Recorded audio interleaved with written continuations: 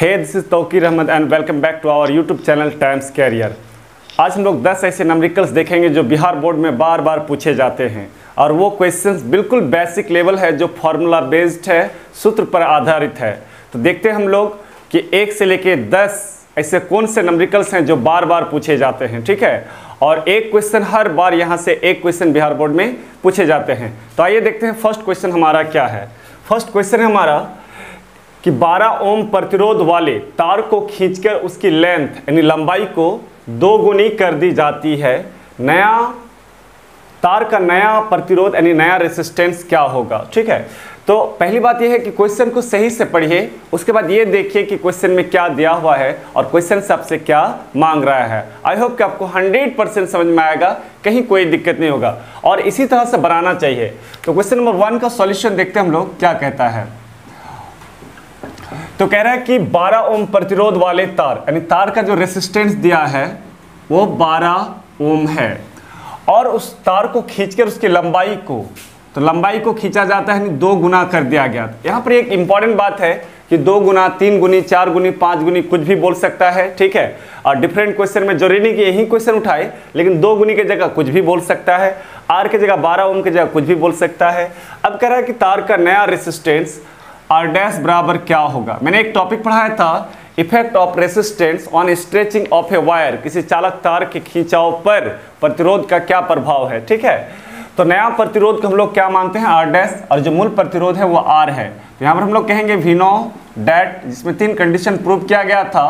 तो first condition है R dash बराबर क्या होता है formula, N square into R. N का मान कितना है 2, 2 का स्क्वायर, और आर का मान कितना है 12, 2 का स्क्वायर कितना होता है 4 गुना 12, बच्चों कितना हो गया 48 ओम नया प्रतिरोध हो गया। यही हमारा क्या हो गया, आंसर हो गया। आई होप कि आपको 100% समझ में आ गया होगा और इस क्वेश्चन को 2010 में पूछा है, ठीक है। इस तरह क्वेश्चन बार बार कंटिन्यू पूछे जाते हैं। आइए नेक्स्ट क्वेश्चन हम लोग देखते हैं। सेम टाइप का क्वेश्चन है जो 2016 में पूछा गया है और इस तरह बहुत सारे क्वेश्चन पूछे जाते हैं, ऐसी बात नहीं कि यही 2 क्वेश्चन पूछा गया है, ठीक है। यहाँ पर क्वेश्चन नंबर 2 देते हैं और कह रहा है कि एक 16 ओम प्रतिरोध वाले यानी तार का जो प्रतिरोध है रेसिस्टेंस वो 16 ओम है और वाले तार को खींचकर उसकी लेंथ 2 गुनी कर दी जाती है, n बराबर 2 2016 में, ठीक है। जरूरी नहीं कि वो 2 गुना बोले, कुछ भी बोल सकता है, ठीक है। और नया प्रतिरोध तो वही फॉर्मूला हो जाएगा वी नो डैट, हम लोग जानते हैं। तो आर डैश बराबर हो जाएगा एन स्क्वायर इंटू आर। तो एन स्क्वायर का मान 2 का स्क्वायर गुना 16, तो 2 का स्क्वायर यानी 4 गुना 16, तो 16 जो कितना हो जाएगा 64 ओम हो जाएगा। यही हमारा क्या हो गया, आंसर हो गया। आई होप कि 100% क्लियर है। तो इस तरह क्वेश्चन बार बार पूछे जाते हैं, तो क्वेश्चन को समझना है कि क्वेश्चन में क्या दिया है और आपसे क्या मांग रहा है, ठीक है। अच्छी तरह से क्वेश्चन को एक बार रीड करना है, उसके बाद गिवन डेट लिखना है, उसके बाद वी नो डेट देके फॉर्मूला बैठाना है। क्वेश्चन नंबर 3, क्वेश्चन नंबर 3 कह रहा है कि 220 वोल्ट पर कार्य करने वाला हीटर, 220 वोल्ट हमारा पोटेंशियल डिफरेंस या इलेक्ट्रिक पोटेंशियल या वोल्टेज हो गया, 220 वोल्ट दिया हुआ है वोल्टेज का मान। हीटर 5 एम्पियर धारा लेता है, यानी करंट का मान कितना एम्पियर है 5 एम्पियर लेता है। 10 मिनट में उत्पन्न हीट यानी उष्मा का परिणाम निकाले। टाइम बराबर कितना दिया है 10 मिनट। आप लोगों को पता है कि टाइम कैसा यूनिट सेकेंड होता है, तो मिनट को किस में बदलना है, सेकेंड में बदल देना है। तो यहाँ पर हम लोग कहेंगे 10 इंटू 60 बराबर 600 सेकेंड हो गया। और 600 सेकेंड किसका हो गया, टाइम का मान 600 सेकेंड हो गया। अब से हीट मांग रहा है H बराबर वाट, तो वी नो डैट हम लोग जानते हैं। और ये देख लेना है कि हीट का 2-3 फार्मूला होता है, तो उनमें से सही फार्मूला कौन सा लेगा। तो आपको दिया है VIT, तो एक फार्मूला होता है VIT होता है इसका फार्मूला, ठीक है। और बहुत सारे फार्मूला होता है, V स्क्वायर इंटू टी बटे आर होता है, आई स्क्वायर आर टी होता है, लेकिन वो फार्मूला नहीं लगेगा क्योंकि उसमें रेसिस्टेंस नहीं दिया है, ठीक है, इस सवाल में। तो V का मान यहाँ पर 220 है गुना करंट का मान 5 है और यहाँ जो है टाइम का मान 600 दिया है। तो यहाँ पर हम लोग देख लेते हैं 220 गुना, तो 6 पंचे 30 यानी 30, 2 जीरो हो गया, ठीक है।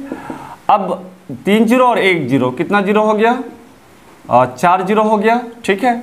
और 3 दूना 6, 3 दूना 6, इतना हमारा क्या हो गया जूल हो गया। अच्छा, इसी को अगर हम पावर में लिखें तो 6.6 इंटू 10 टू द पावर 1 2 3 4 5 यानी 10 टू द पावर 5 जूल हो जाएगा। ठीक है, ऊपर भी सही है नीचे भी सही है, नहीं दोनों आंसर। उसी को जब हम लोग पावर में लिखेंगे तो 6.6 इंटू 10 टू पावर 5 जूल हो जाएगा। तो आई होप कि इसको 3 नंबर भी आप लोग का एकदम 100% समझ में आ गया होगा। ठीक है, ये हीटिंग इफेक्ट ऑफ करेंट जो टॉपिक था उससे रिलेटेड नंबरिकल्स है।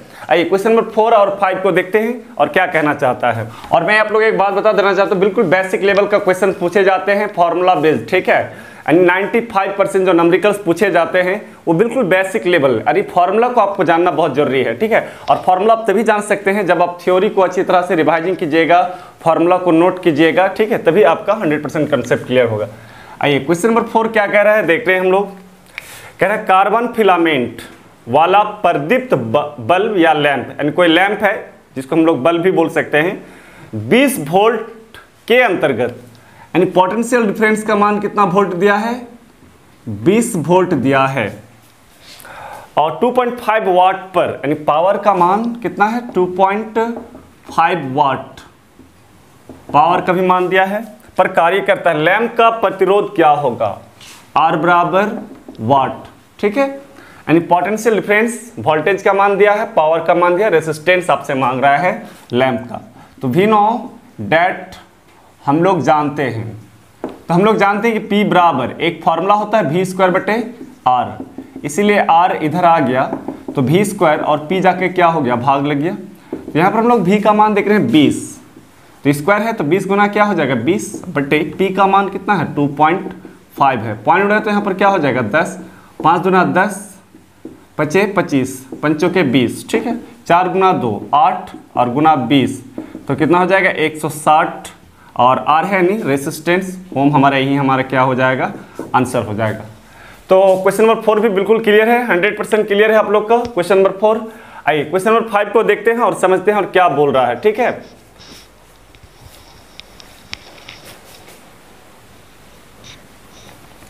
अब क्वेश्चन नंबर 5 देखते हैं और हम लोग समझते हैं कि क्या बोल रहा है। कह रहे यदि दो प्रतिरोध सीरीज कॉम्बिनेशन में जोड़े जाते हैं, सीरीज यानी श्रेणी क्रम में जोड़े जाते हैं, तो उसका तुल्य प्रतिरोध, तुल्य मतलब होता है टोटल प्रतिरोध। ठीक है, 5 नंबर क्वेश्चन, यानी RS बराबर सीरीज कॉम्बिनेशन में जो तुल्य प्रतिरोध है वो कितना 16 ओम दे रहा है। अब कह रहे यदि उन्हें पैरेलल कॉम्बिनेशन में जोड़े जाए तो तुल्य प्रतिरोध पैरेलल कॉम्बिनेशन में RP बराबर, तो उसका जो तुल्य प्रतिरोध है वो 3 ओम हो जाता है। तो कह रहा है उनका अलग अलग प्रतिरोध यानी R1 R2 जो दो रेसिस्टेंस है R1 और R2, जब उसे सीरीज में जोड़ा जाता है तो उसका टोटल रेसिस्टेंस 16 होता है, और जब उसे पैरेलल में जोड़ा जाता है तो उसका कितना होता है 3 ओम होता है। तो कह रहा है कि वो दोनों अलग अलग रेसिस्टेंस का मान क्या होगा। तो लेट फर्स्ट रेसिस्टेंस को हम लोग मान लेते हैं, फर्स्ट रेसिस्टेंस को R1 मान लेते हैं, और सेकेंड रेसिस्टेंस को जो है वह R2 मान लेते हैं। ठीक है, ये 2015 में शॉर्ट क्वेश्चन में पूछा गया है। यहाँ पर जितने भी क्वेश्चन आप देख रहे हैं वो क्वेश्चन बैंक में पूछे गए हैं, यानी बार बार कंटिन्यू क्वेश्चन को रिव्यू करते आ रहा है, खाली वैल्यू चेंज कर रहा है लेकिन इस टाइप का क्वेश्चन पूछते जा रहा है। अब पहले 4 सीरीज के लगा दो, तो 4 सीरीज, तो सीरीज कॉम्बिनेशन का फॉर्मूला होता है RP बराबर, सॉरी स्टूडेंट्स, RS बराबर R1 प्लस R2। तो RS का मान यहाँ पर कितना है 16 बराबर R1 प्लस R2, समीकरण से 1 मान लिए। नाउ अब 4 पैरेलल या अगेन लिख दो पुनः 4 पैरेलल, तो पैरेलल के लिए फॉर्मूला क्या होता है 1/RP बराबर 1/R1 प्लस 1/R2। अच्छा यहाँ पर देखो 1/RP, तो R1 और R2 का जब हम एलसीएम लेंगे तो R1 इंटू R2, तो R2 प्लस R1 आगे 2 आ जाएगा, 1 बाद में आ जाएगा। तो एक ही बात है, R1 को पहले लिख सकते हैं और प्लस में R2 को पीछे, प्लस में आगे पीछे लिख सकते हैं। यहाँ पर 1/RP, RP का वैल्यू थोड़ा सा देखो तो कितना है, RP का वैल्यू 3 है, और बराबर R1 प्लस R2 का वैल्यू कितना है 16, कहाँ से समीकरण 1 से, और बटे R1 इंटू R2। तो यहाँ पर हम लोग कहेंगे R1 इंटू R2 यानी क्रॉस मल्टीप्लिकेशन होगा, और 16 से कितना हो जाएगा 48 हो जाएगा R1 इंटू R2। नाउ अब एक फॉर्मूला होता है R1 माइनस R2 बराबर और रूट अंडर यानी यहाँ पर स्क्वायर लगा सकते हैं, पहले ये देख लो फॉर्मूला देख लो तो बाद में स्क्वायर लगाएंगे। तो R1 माइनस R2 का होल स्क्वायर बराबर फॉर्मूला होता है R1 प्लस R2 का whole square minus 4R1 into R2। तो R1 माइनस R2 बराबर स्क्वायर उधर जाएगा तो क्या चढ़ जाएगा, रूट चढ़ जाएगा, यानी ये जो वैल्यू है उस पर रूट चढ़ गया, ठीक है, ये स्क्वायर आया। तो R1 प्लस R2 का वैल्यू ले लो, कितना है 16, तो 16 का यहाँ पर कितना हो जाएगा, स्क्वायर हो जाएगा, minus 4 into R1 into R2 का वैल्यू कितना निकला है 48। चलो 48 बैठा दिए। तो R1 माइनस R2 बराबर 16 का स्क्वायर तो कितना होता है 256 माइनस 8 चौके 32 का 2 हाथ में रहा 3 और 4 चौके 16 3 19 8 चौके 32 का 2 हाथ में रहा 3 4 चौके 16 और 3। तो यहाँ पर हम लोग कहेंगे रूट अंडर, तो 6 में 2 घटेगा 4 और 1 यानी 15 में 9 घटेगा, कितना हो जाएगा 6 हो जाएगा और 1 में 1 घटेगा इतना। तो R1 माइनस R2, ठीक है, तो 88 कितना हो जाएगा 64। समीकरण से क्या मान लिए 2। अब समीकरण 1 और हम 2 को विलोपन विधि का यूज करेंगे, तो यहाँ पर कहेंगे फ्रॉम इक्वेशन फर्स्ट प्लस, या ऐड भी कर सकते हैं फर्स्ट प्लस सेकेंड, इक्वेशन 1 और 2 को जोड़ने पर वी गेट हम लोग पाते हैं। तो LHS को LHS से और RHS को RHS से जोड़ा जाता है, ठीक है।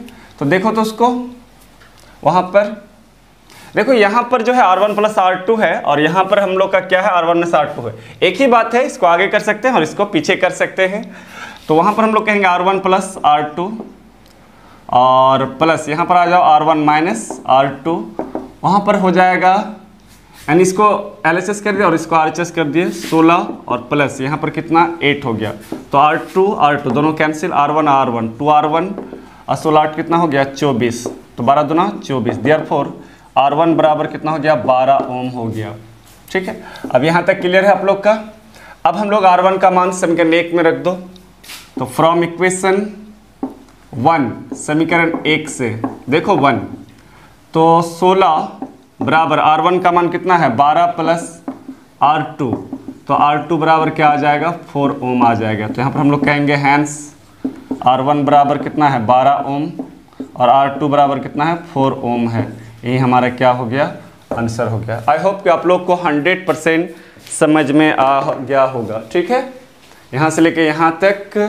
या फिर आप कम्बिनेशन ऑफ रेसिस्टेंस में इस तरह का नंबरिकल हम बनाए हैं, आप वहाँ पर भी जाके देख सकते हैं, डीप एंड डिटेल कई नंबरिकल्स बनाए हुए हैं। तो यहाँ पर आप लोग को देख लेना है कि इक्वेशन 1 और इक्वेशन 2 थोड़ा सा लंबा है, लेकिन 1-2 बार प्रैक्टिस करने पर बहुत ही इजी है, ठीक है।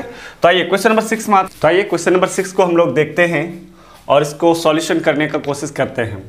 क्वेश्चन 6 कह रहा है किसी फिलामेंट का 100 डिग्री सेल्सियस पर रेसिस्टेंस, यानी टेम्परेचर T1 का मान दिया है यहाँ पर कितना 100 डिग्री सेल्सियस, और उसका जो 100 डिग्री सेल्सियस पर जो रेसिस्टेंस है वो दिया है आपको 100 ओम दिया है, ठीक है।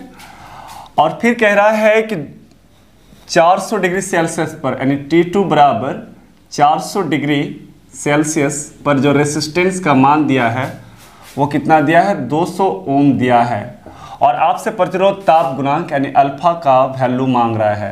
तो आप लोग जानते हैं वी नो डैट, यानी हम लोग जानते हैं अल्फा बराबर एक फार्मूला प्रूव किए थे कि R2 माइनस R1 और बटे यहाँ पर हो जाएगा R1 into T2 minus R2 into T1 एक फार्मूला होता है, ठीक है। इसमें हम लोग देखते हैं वैल्यू बैठा कर गुना भाग करते हैं और कितना आंसर आ रहा है। तो R2 का वैल्यू यहाँ पर कितना दिया है 200 माइनस R1 का मान दिया है 100 ओम और बटे R1 का वैल्यू बोलिए कितना, R1 का वैल्यू 100 इंटू और T2 का वैल्यू कितना दिया है 400 माइनस R2 का वैल्यू कितना है 200 इंटू T1 का वैल्यू कितना है 100, ठीक है। सबको गुना भाग अब हम लोग करेंगे और कैलकुलेट करेंगे कि वैल्यू क्या होगा। तो हम लोग देख रहे हैं कि 200 में 100 जाएगा तो कितना हो जाएगा 100 और बटे 100 गुना 400, यानी यहाँ पर हो जाएगा 4 के बाद जो है 4 जीरो हो जाएगा और माइनस यहाँ पर 2 के बाद हो जाएगा 4 जीरो। चलो तो ऊपर है हमारा 100 और बटे यहाँ पर 4 इकाई दाई सैकड़ा 1000 10,000 40,000 में 20,000 घटेगा तो बच जाएगा यहाँ पर 20,000। 2 जीरो 2 जीरो कैंसिल तो बचा 1/200। ठीक है, तो यहाँ पर हम लोग जो है ऐसा लिख सकते हैं 1/2 गुना 100। तो 1 को 2 से डिवाइड करेंगे तो 0.5 और 2 पर जाके -2 हो जाएगा। डेट मीन्स 5 × 10⁻³ और अल्फा का ऐसा यूनिट होता है पर डिग्री सेल्सियस हो जाएगा, या पर केल्विन डिग्री सेल्सियस होता है। तो यहाँ पर डिग्री सेल्सियस में लिए हैं तो यहाँ पर डिग्री सेल्सियस हो जाएगा। इसका फाइनल ये आंसर हो जाएगा। बिल्कुल कैलकुलेशन इजी है, फॉर्मूला भी हम लोग जानते हैं। ठीक है, प्रूव किया हुआ फॉर्मूला है। थर्मल कॉफिशिएंट में हम लोग पढ़े थे और effect of temperature one resistance and resistivity topic में इस थ्योरी को फॉर्मूला को प्रूव किए थे। तो आई होप कि क्लियर है। ठीक है, 6 नंबर और डायरेक्टली क्वेश्चन बोला है कि इतना टेम्परेचर पर इतना रेसिस्टेंस है, इतना टेम्परेचर पर इतना रेसिस्टेंस है, तो प्रतिरोध ताप गुना क्या होगा। आइए क्वेश्चन नंबर 7 को देखते हैं और समझते हैं कि क्या बोला। क्वेश्चन नंबर 7 कह रहा है कि 1 मीटर लेंथ धात्विक छड़, कोई मेटेलिक छड़ है, उसकी जो लंबाई है L बराबर वो 1 मीटर है और उनके सिरों के बीच का जो है 2 वोल्ट का PD है, यानी पोटेंशियल डिफरेंस बराबर 2 वोल्ट है। चलो यहाँ तक दिया हुआ है। यदि धातु की प्रतिरोधकता रो बराबर कितना है 50 × 10⁻⁸ ओम मीटर है और फाइनली दिया है कि इसमें 5 × 10⁻24 फ्री इलेक्ट्रॉन्स पर मीटर क्यूब, यानी डेंसिटी ऑफ फ्री इलेक्ट्रॉन्स जिसको हम लोग नंबर ऑफ फ्री इलेक्ट्रॉन्स की संख्या बोलते हैं 5 × 10⁻24 पर मीटर क्यूब होता है। फ्री इलेक्ट्रॉन्स की संख्या दिया हुआ है। ठीक है, और आपसे मांग रहा है कि ड्रिफ्ट वेलोसिटी Vd बराबर वाट मांग रहा है। ठीक है, ध्यान दो सबको ही। यहाँ पर लेंथ का मान 1 मीटर, पोटेंशियल डिफरेंस का मान 2 वोल्ट और रो का मान 50 × 10⁻⁸ ओम मीटर और नंबर ऑफ फ्री इलेक्ट्रॉन्स की संख्या इतना दिया हुआ है और ड्रिफ्ट वेलोसिटी मांग रहा है। ठीक है, तो देखते हैं हम लोग फॉर्मूला। तो वी नो डैट हम लोग जानते हैं, तो करंट और ड्रिफ्ट वेलोसिटी का फॉर्मूला प्रूव किए थे NEA × VD। ठीक है, इसलिए VD बराबर, तो ये NEA ये आके क्या हो जाएगा, भाग लग जाएगा तो INEA हो जाएगा। समीकरण से 1 मान लेते हैं यहाँ पर। नाउ अब हम लोग जानते हैं कि करंट I बराबर होता है पोटेंशियल डिफरेंस बटे रेसिस्टेंस, इसलिए V बराबर R का एक फॉर्मूला होता है रो × L/A, इसलिए V और A ऊपर चला जाएगा और रो इंटू क्या हो जाएगा, L नीचे ही रह जाएगा। एरिया ऊपर चला गया, V से गुना हो गया। अब इस I का मान हम लोग समीकरण 1 में रखेंगे तो यहाँ पर हम लोग कहेंगे फ्रॉम इक्वेशन 1, समीकरण 1 से देखो तो समीकरण 1 को, तो VD बराबर, अच्छा I का मान इतना है यहाँ पर। ठीक है, पहले 1/NEA को अलग कर दिए गुना, देखो ये I को अलग कर दिए क्योंकि उसका वैल्यू रखेंगे और I का वैल्यू यहाँ पर है VA/रो इंटू L। तो यहाँ पर A और ये क्या हुआ, कैंसिल और कुछ कटेगा नहीं, V × 1 तो V और बटे NE रो इंटू L बचा। ठीक है, अब आइए इसका मान रखते हैं और देखते हैं कि क्या होता है आंसर। तो VD बराबर, अच्छा V का मान कितना दिया है 2, तो यहाँ पर हम लोग 2 रख दिए बटे N का वैल्यू देखिए 5 × 10⁻24 इंटू, अच्छा E इलेक्ट्रॉनिक चार्ज होता है, E का वैल्यू होता है 1.6 × 10⁻19 कूलम इंटू रो का भी वैल्यू दिया है, कितना दिया है 50 × 10⁻8 और गुना लेंथ का मान 1 मीटर दिया है, तो यहाँ पर 1 बैठा दिया। ठीक है, तो आई होप कि आप लोग को यहाँ तक 100% समझ में आ गया होगा सबका वैल्यू। चूंकि इसको एक्सचेंज करना इसलिए पड़ा क्योंकि यहाँ पर जो है एरिया का मान नहीं दिया है, करेंट का मान नहीं दिया है। ठीक है, तो हम लोग ओम्स लॉ से I बराबर जानते हैं V/R और फिर V को इसे रखे और R बराबर रो इंटू L/A होता है, ये ऊपर चला गया। इस वैल्यू को हम लोग जो यहाँ पर करेंट और ड्रिफ्ट वेलोसिटी का जो फॉर्मूला है, जो VD बराबर I/NEA बचा है, इस I का मान हम लोग यहाँ पर रखे हैं। तो कुछ वैल्यू कट गया है, जो रहा उसका वैल्यू हमें मिल रहा है, ऊपर से हम वैल्यू को रख दिए हैं। ठीक है, अब देखते हैं गुना भाग करके इस पॉइंट को उड़ाएंगे तो ऊपर क्या हो जाएगा 10 हो जाएगा और यहाँ पर 8 दूना कितना हो जाएगा 16 हो जाएगा। अभी काटना नहीं है, रखो, अभी स्टेप बाय स्टेप हम लोग देखते हैं कि क्या होगा। चलो ऊपर कुछ मिटा रहे हैं वैल्यू सबको, क्योंकि यहाँ पर प्लेस नहीं है।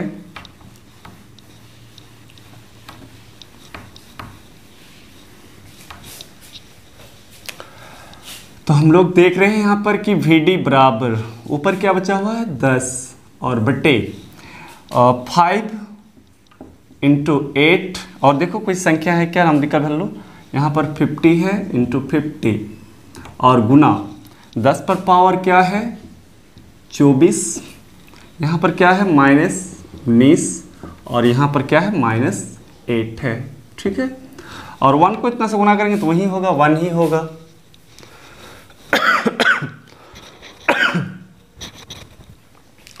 अब हम लोग देखते हैं कि यहाँ पर हो जाएगा 10 है और बटे 8 पंचे 40 और गुना 50 और गुना 10 पर पावर 24 है और -19 और -8, तो माइनस कितना हो जाएगा 27 हो जाएगा।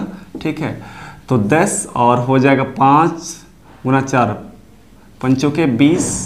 ठीक है, यानी 3 0 आ जाएगा, गुना 10 पर पावर यहाँ पर हो जाएगा -3 हो जाएगा। तो 10 है ऊपर और ये ऊपर जाके क्या हो जाएगा +3 हो जाएगा और बटे नीचे 2000 बचा हुआ, 3 0 और 2 0, सॉरी 3 0 और यहाँ 3 0 कैंसिल हो गया और यहाँ पर बचा 10 बटे 2 यानी 5 हो जाएगा। यानी ड्रिफ्ट वेलोसिटी VD का जो मान है वो 5 मीटर पर सेकेंड हो जाएगा। ये उसका सही आंसर है।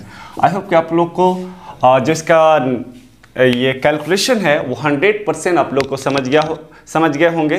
फार्मूला को भी हम एनालिसिस किए हैं और एनालिसिस करने के बाद जो गिवन वैल्यू दिया हुआ था क्वेश्चन नंबर 7 में उसको हम पुटअप किए हैं और पुटअप करने के बाद कैलकुलेशन किए हैं। बिल्कुल यहाँ से कैलकुलेशन है, कुछ ज़्यादा नहीं किए, इस पॉइंट को उड़ाए तो 10 आया है और दूना 16 और स्टेप बाय स्टेप सबको वैल्यू को रख के स्टेप बाय स्टेप गुना किए हैं।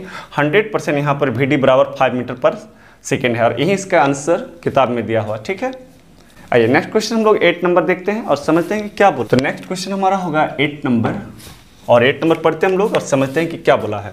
क्वेश्चन कर रहा है 8 ओम प्रतिरोध वाले तार को, कोई 8 ओम प्रतिरोध वाला तार है को 20 से 180 डिग्री से, देखो बहुत ही समझने वाला क्वेश्चन है। ऐसा तार है और 20 से इसको 180 डिग्री से मोड़ दिया जाता है और मोड़ने के बाद उसको ना ऐंठ दिया जाता है, यानी ठीक है तार को ऐंठ दिया जाता है। तो और दोनों भागों को एक साथ, यानी 8 ओम प्रतिरोध वाले तार को 20 से 180 डिग्री से मोड़ दिया जाता है और दोनों भाग को एक साथ ऐंठ दिया जाता है। अब नई प्रतिरोध क्या होगा, देखो इसको हम लोग 2 प्रोसेस से बना सकते हैं। 2 फार्मूला हमारे पास देख लेते हैं। पहला फार्मूला यहाँ पर दिया हुआ है कि R बराबर कितना 8 ओम दिया हुआ है। ठीक है, ध्यान दो, तो V0 हम लोग जानते हैं, क्या जानते हैं, R बराबर रो इंटू L बटे ए। तो R का मान यहाँ पर 8 है, रो इंटू L बटे ए समीकरण 1 है। यहाँ तक क्लियर है। ठीक है, अब कह रहा है कि 180 डिग्री से मोड़ दिया जाता है, तो जब मोड़ दिया जाएगा तो लंबाई कितना हो जाएगा आधा और एरिया ऑफ क्रॉस सेक्शन 2 गुना हो जाएगा। ठीक है, तो यहाँ पर हम लोग कहेंगे नाउ, ठीक है, यहाँ पर हम लोग कहेंगे नाउ नया न्यू रेसिस्टेंस, तो नया प्रतिरोध मांग रहा है न्यू रेसिस्टेंस, तो न्यू रेसिस्टेंस R डैश बराबर फार्मूला हो जाएगा रो, लेकिन लंबाई जो है वो L/2 हो जाएगा और एरिया हो जाएगा 2 गुना। क्यों? क्योंकि 180 डिग्री से मोड़ दिया जाता है, तो जब मोड़ दिया जाएगा तो 2 मीटर का तार है, 2 मीटर का तार है, मोड़ देंगे तो कितना रह जाएगा लंबाई 1 मीटर और एरिया जो है वो कितना हो जाएगा 2 मीटर हो जाएगा।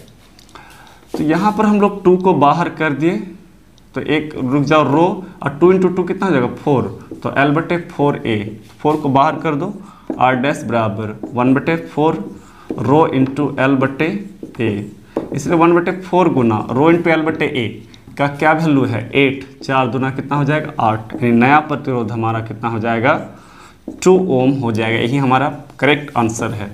इसका और एक प्रोसेस है स्ट्रेचिंग ऑफ रेसिस्टेंस वाला, ठीक है, खिंचाव पर जो है प्रतिरोध का प्रभाव, उससे भी हम लोग बना सकते हैं। तो आप लोग वहां पर जाके थ्योरी को एक बार देख लीजिए, वहां से बनाने का सेकंड प्रोसेस कोशिश कीजिएगा। आई होप कि 100% आप लोग समझ गए होंगे। आइए क्वेश्चन नंबर 9, चलो क्वेश्चन नंबर 9 समझते हैं और क्या बोला है देखते हैं। क्वेश्चन नंबर 9 कह रहा है कि एक हीटर में जब 8 एम्पीयर की करंट प्रवाहित होती है तब उनके छोरों के बीच यानी दोनों पॉइंट के बीच का जो पीडी है पोटेंशियल डिफरेंस 1.9 वोल्ट रहता है। जब उनके छोरों के बीच का पीडी बढ़ाकर 180 वोल्ट कर दिया जाए तो हीटर में प्रवाहित करंट का मान क्या होगा। यानी कह रहा है एक हीटर में 8 एम्पीयर करंट यानी I1 बराबर जब होता है तो 8 एम्पीयर और उसका जो पोटेंशियल डिफरेंस है वो कितना होता है 1.9 वोल्ट होता है। ठीक है, अब यहाँ पर कह जब उनके छोरों के बीच का पीडी बढ़ाकर 180 कर दिया जाए तो करंट यानी I2 बराबर क्या होगा जब V2 बराबर कितना होगा 180 वोल्ट होगा। तो आइए देख लेते हैं। तो हम लोग जानते हैं V0 दैट हम लोग जानते हैं ओम का नियम से R बराबर क्या होता है V/I होता है। ठीक है, तो अगर ये R1 लेंगे तो ये भी क्या हो जाएगा V1I1। हम लोग जानते हैं रेसिस्टेंस क्या होता है एक प्रोपोर्शनलिटी कांस्टेंट होता है। तो यहाँ पर R1 R2 का अगर हम बराबर करेंगे एंड R2 बराबर क्या हो जाएगा V2/I2 हो जाएगा। तो यहाँ पर कहेंगे इफ़ R1 बराबर R2 अगर दोनों कंडीशन में रेसिस्टेंस अगर बराबर है तो हमारा हो जाएगा V1/I1 और V2/I2।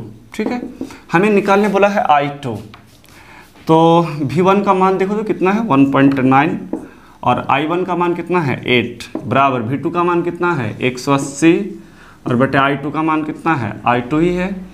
तो I2 बराबर 180 गुना 8 और 1.9 आके क्या हो जाएगा भाग लग जाएगा। तो यहाँ पर हम लोग देख लेते हैं पॉइंट उड़ेगा तो कितना हो जाएगा 10।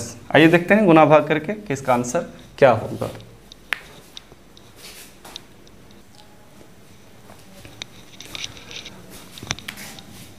तो पॉइंट उड़ाए तो यहाँ पर 10 आ गया। अब 18 को 8 से गुना करेंगे तो हो जाएगा 144 20/19। इसको भाग देंगे तो I2 का मान हो जाएगा 7.6 × 10⁻² एम्पियर। ठीक है, और इसको गुना भाग करेंगे तो 7.6 × 10⁻² एम्पियर आ जाएगा। ठीक है, तो आई होप कि आप लोग को 100% समझ में आ गया होगा। जो बार बार पूछे जाते हैं तो इसको भी उतार लीजिए और एक क्वेश्चन बचा है उसको हम लोग क्लियर कर लेते हैं। तो स्टूडेंट्स ये हमारा लास्ट क्वेश्चन है, क्वेश्चन नंबर 10 जो 2012 में पूछा गया है। एक डायग्राम दिया गया है और कह रहा है कि परिपथ में I का मान निकाले। मैंने किरचॉफ्स लॉ फर्स्ट और सेकंड लॉ दो नियम पढ़ाए थे। फर्स्ट लॉ को जैक्सन रूल या करंट रूल के नाम से जाना जाता है। तो यहाँ पर हम लोग कहेंगे फ्रॉम जैक्सन रूल यानी जैक्सन रूल या करंट रूल या फर्स्ट लॉ ऑफ किरचॉफ्स का फर्स्ट लॉ। तो आने वाली धारा को अगर पॉजिटिव लिया जाए तो जाने वाली धारा को क्या लिया जाएगा नेगेटिव। तो 7 आ रही है प्लस 5 जैक्सन की ओर आ रही है तो प्लस I जा रही है तो क्या हो जाएगा माइनस और 2 जैक्सन की ओर जा रही है तो +2 और ये 3 जा रही है जैक्सन से तो -3 बराबर 0। यहाँ पर हम लोग कहेंगे 7 + 5 -I + 2 -3 बराबर 0। तो 7 और 5 12 और 2 14 -3 -I बराबर 0। तो 14 में 3 घटेगा 11 -I बराबर 0। इसीलिए I बराबर हो जाएगा 11 यानी माइनस उधर जाके प्लस होगा या फिर 11 उधर जाके माइनस होगा, माइनस माइनस कट जाएगा। यानी I में जो प्रवाहित करंट है वो कितना है 11 एम्पियर है। ये करेक्ट हमारा क्या है आंसर है। आई होप कि आप लोग को 10 ऑब्जेक्टिव 100% आप लोग समझ गए होंगे और आप लोग को बहुत ही अच्छा लगा होगा। तो स्टूडेंट्स अगर आप लोग इसी तरह का वीडियो चाहते हैं तो हमारे चैनल को ज़्यादा से ज़्यादा शेयर सब्सक्राइब और लाइक ज़रूर करें ताकि हम इस तरह से वीडियो आप लोग को जल्द से जल्द प्रोवाइड कर सकें। Thanks for watching.